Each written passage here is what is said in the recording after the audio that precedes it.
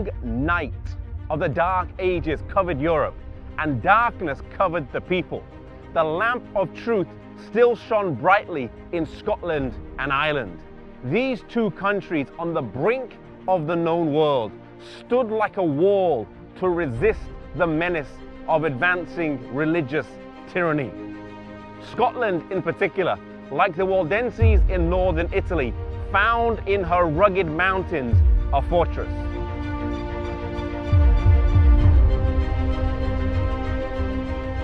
Iona is an isolated island that has become famous in Christian history. It became a central point to the Celtic Church for many centuries, preserving true biblical faith, teaching, educating, and sending out missionaries. The story of Iona starts with a man by the name of Columba, who was actually from Ireland and was born of royal descent. He lived in Ireland and worked there till the age of 32. And from the ages of 25 to 32, he is credited with raising up over 300 churches. Having a missionary spirit burning deep within him, he set sail from Derry in the year 563 with 200 of his companions and came to Scotland. They landed here in Iona, just off the coast of the Isle of Mull, in this bay, which is today named Columbus Bay.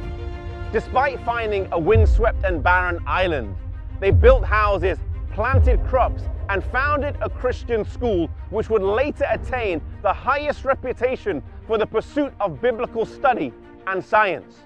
The students had a well-rounded education, and in addition to their classes, they would spend time in physical labor, in gardening, in baking, in farming, and in prayer and singing.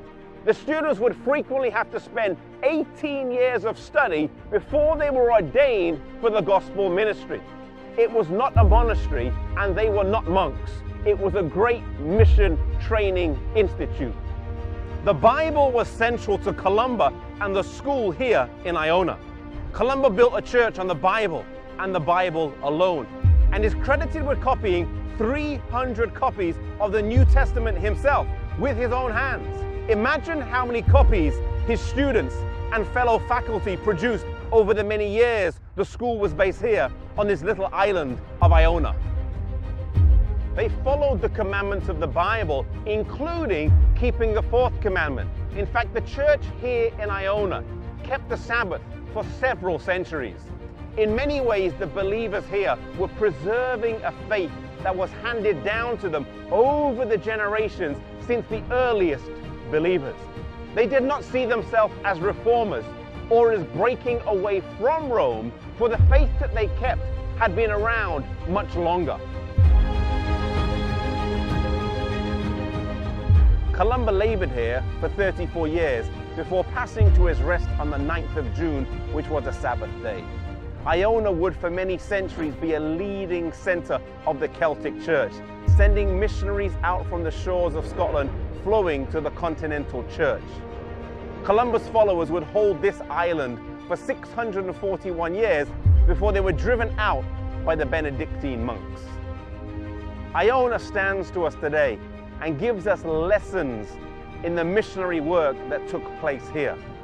While today many people come for a time of peace, reflection, and contemplation, a place where they can feel closer to God, we cannot deny the work that took place here. Maybe God is calling you to go and get trained, like the missionaries who would come here to be trained and would go out for service. Maybe God is calling you to be trained for mission service. Maybe He's calling you to a life of full-time ministry. Maybe God is calling you to change the whole course of your life. And if God is calling you, harden not your heart and follow the Lord's leading.